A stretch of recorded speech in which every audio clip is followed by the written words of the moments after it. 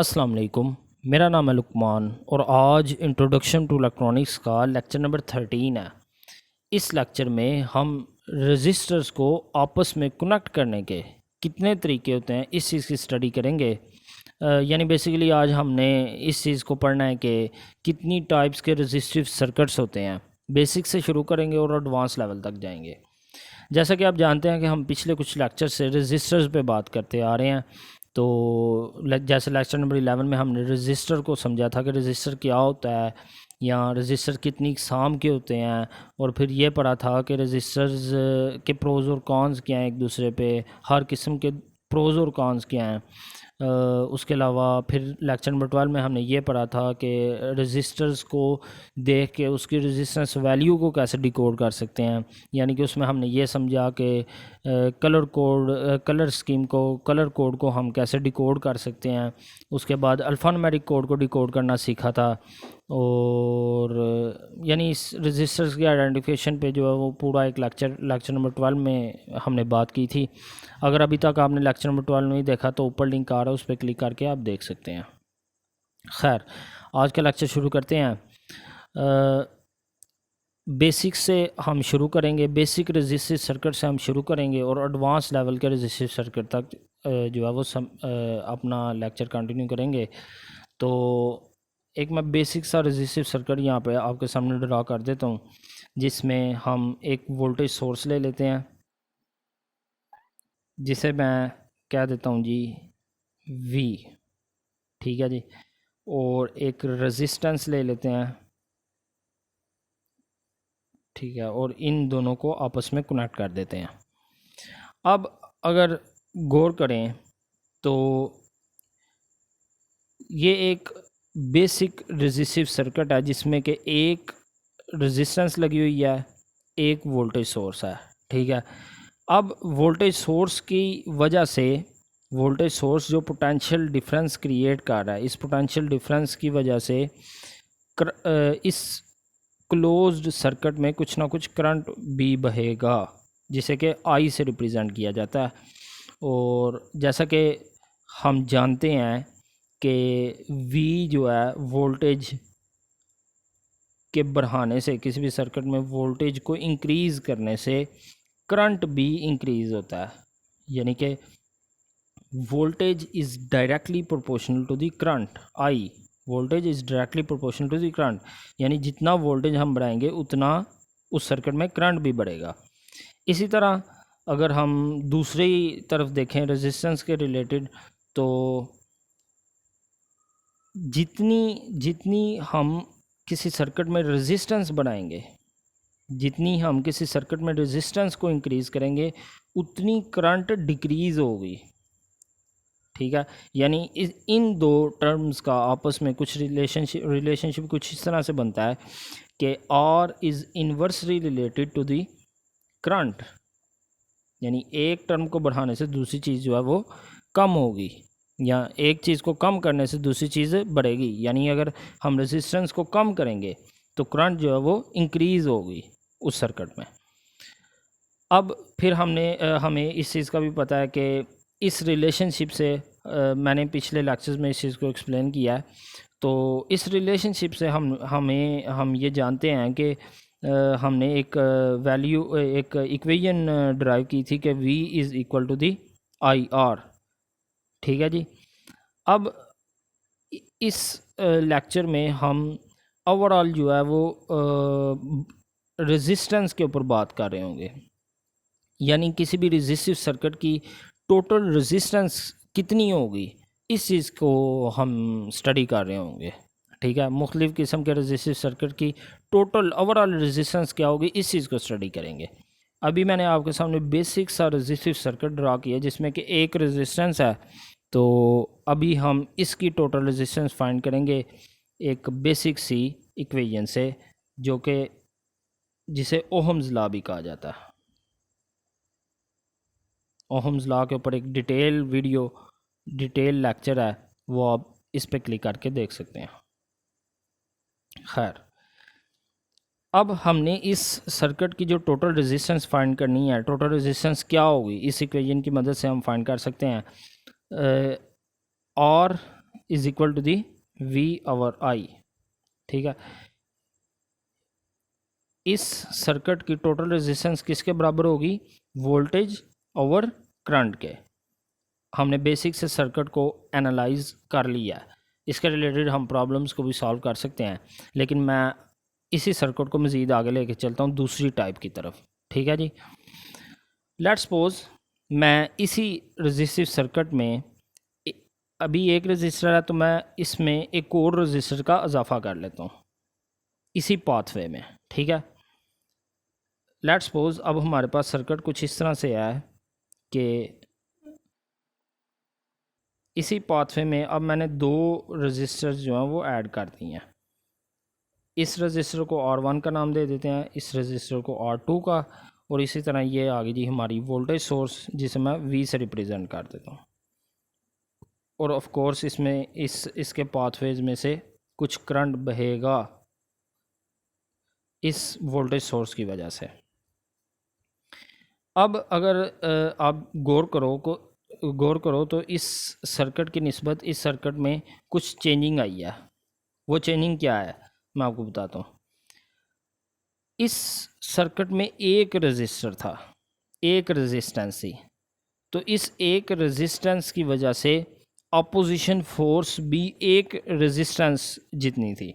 अब यहाँ पे हमने दो रजिस्टर्स ऐड कर दिए इस सर्किट में, तो इसमें अपोजिशन फोर्स इस सर्किट की अपोजिशन फोर्स से इंक्रीज़ हो गई है। ठीक है, तो इस सर्किट में अपोजिशन फोर्स के बढ़ने की वजह से करंट क्या होगी? डिक्रीज़ हो जाएगी, यानी अपोजिशन फोर्स के बढ़ने की वजह से करंट डिक्रीज़ हो जाएगी उस सर्किट में। तो अगर अपोजिशन फोर्स बढ़ेगी, हमें ये कैसे पता लगा कि इस सर्किट में अपोजिशन फोर्स बन गई है? वो इस करंट की वजह से।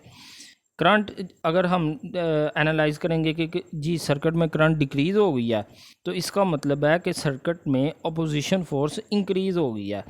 और अगर अपोजिशन फोर्स बढ़ जाए किसी सर्किट में, तो ओवरऑल रेजिस्टेंस बेसिकली बढ़ रही है। ठीक है, यानी कि RT टोटल रेजिस्टेंस जो है वो इंक्रीज़ हो रही है। इसी चीज़ को देखते हुए हम इस टोटल रेजिस्टेंस की इक्वेशन कुछ इस तरह से डिफ़ाइन करते हैं कि टोटल रेजिस्टेंस बराबर होती है इस सर्किट में तमाम रेजिस्टर्स की तमाम रेजिस्टेंस वैल्यूज़ के सम के। ठीक है, ये मैं एक जनरल सी इक्वेशन लिख दी है। अब जैसे यहाँ पे दो रेजिस्टर्स हैं, जैसे आप इस सर्किट में देख सकते हैं कि दो रेजिस्टेंसेस हैं, तो हमारा फार्मूला क्या होगा, हमारी इक्वेशन क्या होगी टोटल रेजिस्टेंस फाइंड करने की, कि total resistance equal to the total resistance बराबर है R1 प्लस R2 के। ठीक है, अब जितने भी अब फ़र्ज़ करो तीन रेजिस्टर्स हैं तो R1 plus R2 plus R3, अगर 4 हैं तो R1 plus R2 plus R3 plus R4, वहाँ तक हमारी इक्वेशन ख़त्म होगी। ठीक है, ये एक जनरल सी इक्वेशन मैंने आपको बता दी है। अब इसी सर्किट के रिलेटेड एक प्रॉब्लम को सॉल्व करते हैं। अच्छा, यहाँ पे एक और बात नोट करने वाली है कि इस सर्किट की जो टोटल रेजिस्टेंस होगी, इस टाइप के सर्किट की जो टोटल रेजिस्टेंस होगी, वो टोटल रेजिस्टेंस उस सर्किट में मौजूद तमाम रेजिस्टर की रेजिस्टेंस वैल्यू से ज़्यादा होगी। ये एक बात ये एक ख़ासियत है इस सर्किट की। अब आइए एक प्रॉब्लम को सॉल्व करते हैं, मज़ीद आपको इस इक्वेशन की समझ लगेगी। तो मैं जल्दी से सर्किट ड्रा कर लेता हूँ। अच्छा जी, ये मैंने एक सर्किट ड्रा कर लिया है जिसमें आप देख सकते हैं कि ये हमारा जो है वोल्टेज सोर्स आ गया। उसके बाद इस सर्किट में बहने वाला करंट आई, और इस सर्किट में हमने तीन रेजिस्टेंसेस ली हैं, एक 10 ओहम्स की और दूसरी जो है वो 20 ओहम्स की, इसी तरह R3 30 ओहम्स की। तो अब हमारा ये मसला है कि हमने फाइंड करना है कि इस सर्किट की टोटल ओवरऑल रेजिस्टेंस क्या होगी। ठीक है, जैसा कि हमने पढ़ा कि जो टोटल रेजिस्टेंस है इस टाइप के सर्किट की कि जिसमें एक ही करंट फ्लो के लिए रास्ता हो, इस टाइप के सर्किट की टोटल रेजिस्टेंस क्या है, फाइंड करने का क्या तरीकाकार है? RT is equal to the sum of all resistances in the circuit. अब सिंपली हम इसी फार्मूले को अप्लाई करके तो जो है वो इस इक्वेशन इस सर्किट की टोटल रेजिस्टेंस फाइंड करेंगे। R T is equal to the R1 plus R2 plus R3। Simply इसमें वैल्यूज़ पुट कर देंगे 10 प्लस 20 प्लस 30 और ओहम जो है वो मैंने कॉमन ले लिया यहाँ पे, और इन इसे सिंपली हम सम कर देंगे तो जवाब आ जाएगी जी 60 ओहम्स। यानी इस सर्किट की जो ओवरऑल रेजिस्टेंस है, इन तीनों रेजिस्टेंस की वजह से जो ओवरऑल रेजिस्टेंस बनी है, टोटल रेजिस्टेंस, वो कितनी है जी 60 ओहम्स। अब यहाँ पे देखें कि ये जो 60 ओहम रेजिस्टेंस है ये इस सर्किट में मौजूद तमाम रेजिस्टर्स की रेजिस्टेंस वैल्यू से ज़्यादा है। ये इस सर्किट की खासियत है। अब मैं आपको बताता हूँ इस टाइप के सर्किट को हम क्या कहते हैं। ऐसा सर्किट जिसमें रेजिस्टर्स की तादाद 2 या 2 से ज़ायद हो। ठीक है, ऐसा सर्किट जिसमें रेजिस्टर्स की तादाद 2 या 2 से ज़ायद हो और उसमें करंट के बहने के लिए सिर्फ एक ही रास्ता हो, ऐसे सर्किट को हम क्या कहते हैं, सीरीज़ रेजिस्टिव सर्किट। ठीक है, अगर मैं ओवरऑल बात करूं तो ऐसा सर्किट जिसमें करंट के बहने का सिर्फ एक ही रास्ता हो, ऐसे सर्किट को हम सीरीज़ सर्किट कहते हैं। अब चूंकि इसमें रेजिस्टेंसेस ऐड हैं तो इसलिए सीरीज रेजिस्टिव सर्किट कह दिए इसको। ठीक है, तो अभी हम चूंकि रेजिस्टर्स को एनालाइज कर रहे हैं, जब कैपेसिटर्स को एनालाइज करेंगे तो series capacitive circuit, parallel capacitive circuit. Series resistive circuit में ओवरऑल रेजिस्टेंस को फाइंड करने का यही तरीका कार है जिसको मैंने आगे आपको एक्सप्लेन किया। अब इसी सीरीज़ रेजिस्टिव सर्किट में एक और प्रॉब्लम को सॉल्व करते हैं। लेट्स सपोज हमारे पास एक सर्किट है। अच्छा जी, ये मैंने सर्किट ड्रा कर लिया है। ये हमारे पास जो है जी वो वोल्टेज सोर्स है इस सर्किट में, और R1 जो है वो हमने 1 किलो ओहम लिया है, 1 किलो ओहम यानी कि 1000 ओहम। R2 इस सर्किट में 4.7 ओहम्स है। इसी तरह R3 3.9 किलो ओहम्स, और इसी तरह 820 ओहम R4 है, और रेजिस्टेंस 5 जो है वो 10 किलो ओहम्स है। अब हमने इस सर्किट में फाइंड क्या करना है, टोटल रेजिस्टेंस। ठीक है, चूँकि हम जानते हैं कि इस सर्किट में करंट के बहाव का सिर्फ एक ही रास्ता है, जैसा कि आप देख के ये डिकोड कर सकते हैं कि करंट के बहाव का सिर्फ एक ही रास्ता है। इन सब रेजिस्टेंसेस में जो करंट बहेगा वो आई होगा, सेम आई हर रेजिस्टेंस में से बह के वोल्टेज सोर्स के पॉजिटिव टर्मिनल में दाखिल होगा। अब हमने फाइंड करना है जी टोटल रेजिस्टेंस, तो सेम वही फार्मूला सीरीज़ रेजिस्टिव सर्किट वाला फार्मूला अप्लाई होगा। चूँकि इसमें 5 रेजिस्टेंसेस हैं तो इसका फार्मूला कुछ इस तरह होगा, R1 plus R2 plus R3 plus R4 plus R5। अब सिंपली हम इसमें वैल्यूज़ पुट कर देंगे। We know 1 kilo is equal to the 1000 plus R2 जो है वो 4.7 किलो है तो 4700 प्लस R3 कितना जी 3900 प्लस R4 820, इसी तरह प्लस R5 10,000 ओहम्स। ओहम्स जो है वो हम कॉमनली लिख देते हैं। अब हमने सिंपली इन सब वैल्यूज़ को ऐड कर देना है, और ऐड करने से हमारे पास जो जवाब आएगा वो होगा जी 20,420 ओहम्स। ये आ गई जी हमारे पास इस सीरीज़ रेजिस्टिव सर्किट की टोटल रेजिस्टेंस। आई होप आप इस फार्मूले को सही से समझ सके होंगे कि इस फार्मूले से हम बेसिकली किस टाइप के रेजिस्टिव सर्किट को रेजिस्टिव सर्किट की टोटल रेजिस्टेंस फाइंड कर सकते हैं। अब अगर आप गौर करो तो जो हमने पहले रेजिस्टिव सर्किट पढ़ा था वो कुछ इस तरह से था कि कुछ रेजिस्टेंसेस एक पाथ फेज में शामिल होती हैं, लगी होती हैं, कनेक्टेड होती हैं, और यानी कि हमने इस टाइप का सर्किट पढ़ा था कि जिसमें इस टाइप का रेजिस्टिव सर्किट पढ़ा था कि जिसमें करंट के बहने का सिर्फ एक ही रास्ता होता था, करंट के बहने का सिर्फ एक ही रास्ता होता था। अब ज़रा सिचुएशन मुख्तलिफ है। अब ये सिचुएशन है कि करंट के बहने के अब 3 पॉसिबल वेज़ आ गए हैं, पॉसिबल रास्ते आ गए हैं। इस सर्किट में वोल्टेज सोर्स से करंट निकलेगा और 3 रास्तों से होता हुआ दोबारा रीज्वाइन होगा और वोल्टेज सोर्स के पॉजिटिव टर्मिनल में दाखिल होगा। अब चूंकि करंट के 3 रास्ते हैं, इस टाइप के रेजिस्टिव सर्किट को, इस टाइप के सर्किट को हम पैरेलल सर्किट कहते हैं। और चूंकि इसमें रेजिस्टर्स ऐड हैं तो वो रेजिस्टिव सर्किट्स, ठीक है। इस टाइप के रेजिस्टिव सर्किट को हम पैरेलल रेजिस्टिव सर्किट कहते हैं।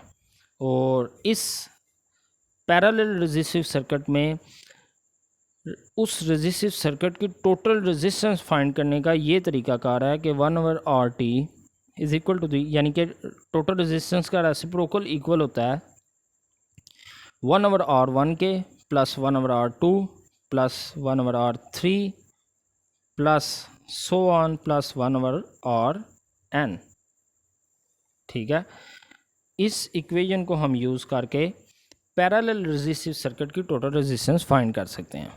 अब जैसे कि हम जानते हैं कि सीरीज सर्किट में हम जितने रेजिस्टेंसेस को ऐड करेंगे, ओवरऑल जो रेजिस्टेंस है वो इंक्रीज़ होती है, बढ़ती है। जितनी अपोजिशन हम बढ़ाएंगे सर्किट में, सीरीज रेजिस्टिव सर्किट में, उतनी जो है उस सर्किट की टोटल रेजिस्टेंस ज़्यादा होती है।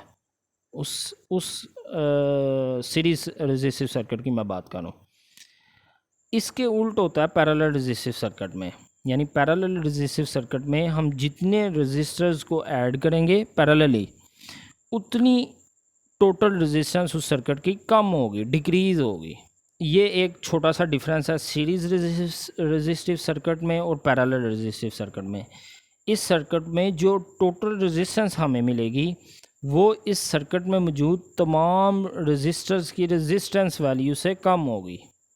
और सर्किट की टोटल रेजिस्टेंस को हम कुछ इस तरह से डिफ़ाइन कर सकते हैं कि ओवरऑल जो रेजिस्टेंस है उसका रेसिप्रोकल इक्वल होता है reciprocal of resistor 1 plus reciprocal of resistance 2 reciprocal of resistance 3 plus so on 1 जो है रेसिप्रोकल ऑफ रेजिस्टर nth, ठीक है। अब चूंकि इस सर्किट में 3 रेजिस्टर्स मौजूद हैं, 3 रेजिस्टेंसेस हैं, तो हमारा फार्मूला कुछ इस तरह से होगा कि 1/RT is equal to the 1/R1 plus 1/R2 plus 1/R3। Let's suppose हमारे पास R1 जो है वो बराबर है 10 ओहम्स के, R2 इक्वल है 20 ओहम्स के, R3 इक्वल है 30 ओहम्स के, और हमने फाइंड करनी है टोटल रेजिस्टेंस, ठीक है। तो ये फार्मूला सिंपली हम लगाएंगे और इसमें सिंपली वैल्यूज़ पुट करेंगे 10 प्लस 1/20 प्लस 1/30। सिंपली इसको मैथमेटिकली हम सॉल्व कर लेंगे। सॉरी, इसमें से 1/ओहम कॉमन आएगा और एलसीएम ले लेंगे 60। तो हम इसे सिंपली मैथमेटिकली सॉल्व कर देंगे और हमारे पास जो इस सर्किट की टोटल रेजिस्टेंस आ जाएगी वो कितनी होगी 5.45 ओहम्स, ठीक है। अब देख सकते हैं कि जो हमारे पास टोटल रेजिस्टेंस आई है वो इस सर्किट में मौजूद तमाम रेजिस्टेंस की वैल्यू से कम है, ठीक है। अब पैरेलल रेजिस्टिव सर्किट में एक और प्रॉब्लम को सॉल्व करते हैं। लेट्स सपोज अब हमारे पास एक रेजिस्टिव सर्किट है जिसमें मैंने 5 रेजिस्टेंसेस ले ली हैं, जिसमें पहली रेजिस्टेंस जो है वो 1 किलो ओहम की है, दूसरी रेजिस्टेंस 4.7 किलो ओहम्स की है, तीसरी रेजिस्टेंस इस रेजिस्टिव सर्किट में 3.9 किलो ओहम्स की है, इसी तरह 820 ओहम और 10 किलो ओहम्स की। इस तरह मैंने 5 रेजिस्टेंसेस जो है वो इस सर्किट में लेनी है। और ये है जी हमारा वोल्टेज सोर्स। अब हमारा जो मकसद है इस सर्किट में, हमने टोटल रेजिस्टेंस फाइंड करनी है कि जी इस सर्किट की टोटल रेजिस्टेंस कितनी है। अब चूंकि हमें पता है कि इस सर्किट में करंट के बहाव के लिए 4 रास्ते हैं, करंट के बहाव के लिए 1 से ज़ायद रास्ते हैं, तो ऐसा सर्किट जिसमें करंट के बहाव के लिए 1 से ज़ायद 2 या 2 से ज़ायद रास्ते हों, ऐसे सर्किट को हम क्या कहते हैं, पैरेलल सर्किट। और अगर रेजिस्टर्स वाला सर्किट है तो पैरेलल रेजिस्टिव सर्किट। तो ऐसे सर्किट की टोटल रेजिस्टेंस फाइंड करने का हमें फार्मूला पता है, जो कि है reciprocal of total resistance equal होता है reciprocal of first resistor plus reciprocal of second plus reciprocal of third plus reciprocal of fourth plus reciprocal of 5। क्योंकि हमारे पास 5 रजिस्टर्स हैं तो हमारी इक्वेशन कुछ इस तरह से बनेगी। अब सिंपली हम इसमें वैल्यूज़ पुट कर देंगे 1 किलो यानी कि 1000 plus R2 4700 plus 1 over 3900 plus 1 over 820 plus 1/10,000 ohms, और इसमें 1 ओवर ओहम कॉमन आएगा। अब सिंपली इसको मैं मैथमेटिकली सॉल्व कर लेता हूँ। जी तो व्यूवर्स मैंने मैथमेटिकली इस इक्वेशन को सॉल्व कर लिया है। तो हमारे पास इस पैरेलल रेजिस्टिव सर्किट की टोटल रेजिस्टेंस किसके इक्वल आई है 358 ओहम्स। अब आप देख सकते हैं कि ये जो ओवरऑल इस सर्किट की टोटल रेजिस्टेंस जो है वो इस सर्किट में मौजूद तमाम रेजिस्टर्स की रेजिस्टेंस वैल्यू से कम है। 1000 सब रेजिस्टर्स की रेजिस्टेंस वैल्यू से कम है। यही हमने चीज़ सीखी है कि पैरेलल रेजिस्टिव सर्किट में जो टोटल रेजिस्टेंस होती है वो उस सर्किट में मौजूद तमाम रेजिस्टर्स की रेजिस्टेंस वैल्यू से कम होती है। और दूसरी साइड पे जो सीरीज़ रेजिस्टिव सर्किट है उसमें जो ओवरऑल रेजिस्टेंस होती है वो उस सर्किट में मौजूद तमाम रेजिस्टेंस से ज़्यादा होती है। इसी तरह पैरेलल रेजिस्टिव सर्किट में जब हम रेजिस्टर्स को बढ़ाते जाते हैं, रेजिस्टर्स ऐड करते जाते हैं, तो ओवरऑल सर्किट की रेजिस्टेंस कम होती है। जबकि सीरीज़ रेजिस्टिव सर्किट में जैसे जैसे हम रेजिस्टर्स को बढ़ाते जाते हैं ओवरऑल रेजिस्टर्स की जो है वो ओवरऑल जो टोटल रेजिस्टेंस है वो उस सर्किट की इंक्रीज़ होती है। ठीक है, अब हम एक और प्रॉब्लम को सॉल्व कर लेते हैं। लेट्स सपोज मैं एक रेजिस्टेंस क्रिएट करना चाहता हूँ 27 ओहम की सर्किट के किसी पोर्शन में। तो मेरे पास एक रजिस्टर है 47 ओहम का, लेकिन 27 ओहम का रजिस्टर नहीं है। तो और मेरे पास और मुझे फाइंड करना है कि मुझे कौन से रजिस्टर की ज़रूरत होगी 27 ओहम की टोटल रजिस्टेंस जनरेट करने में। तो इस प्रॉब्लम को सॉल्व करते हैं। अच्छा, अब ज़रा सिचुएशन ज़रा मुख्तलिफ है। हमें टोटल रेजिस्टेंस जो है वो मालूम है जो कि हम क्रिएट करना चाहते हैं, और उसमें R1 भी मालूम है, लेकिन R2 दूसरी रेजिस्टेंस जो है वो हमें नहीं पता। तो सिंपली उसी फार्मूले को यूज़ करेंगे, लेकिन उस फार्मूले को ज़रा मॉडिफाई करेंगे। हमें फार्मूला पता है, चूँकि ये एक पैरेलल रेजिस्टिव सर्किट है, क्योंकि करंट के बहने के लिए एक से ज़ायद रास्ते हैं। तो इसमें फार्मूला जो लगेगा वो 1 over RT is equal to the 1 over R1 plus 1 over R2। तो चूँकि हमें R2 नहीं पता तो R2 को इक्वल के इस साइड पर रहने देंगे, बाकी सब चीज़ों को इक्वल के दूसरी साइड पर ले जाएंगे। तो ये इक्वेशन कुछ इस तरह से बनेगी 1 over RT minus 1 over R1 is equal to the 1 over R2। इसको ज़रा अरेंज कर लेते हैं। 1 over RT minus 1 over R1। अब सिंपली हम इसमें वैल्यूज़ पुट कर देंगे। RT की जगह RT की वैल्यू जो कि हमें पता है 27 ओहम्स प्लस माइनस R1 की क्या वैल्यू है। R1 की वैल्यू है जी 47, और इसमें 1 ओवर ओहम जो है वो कॉमन आ जाएगा। अब 1 ओवर अच्छा, अब इसको सिंपली हम मैथमेटिकली सॉल्व कर लेंगे। अच्छा, तो मैंने सिंपली इसको मैथमेटिकली सॉल्व कर लिया। तो हमारे पास जो R2 की वैल्यू आई है वो है जी 63.69 ओहम्स, यानी अगर राउंड ऑफ करें तो हमें अप्रॉक्सीमेटली 64 ओहम्स का रजिस्टर चाहिए होगा टोटल रेजिस्टेंस 27 ओहम जनरेट करने के लिए। ठीक है, तो ये एक ज़रा हार्ड के प्रॉब्लम था, मैंने कहा इसको भी आपको एक्सप्लेन कर दूं।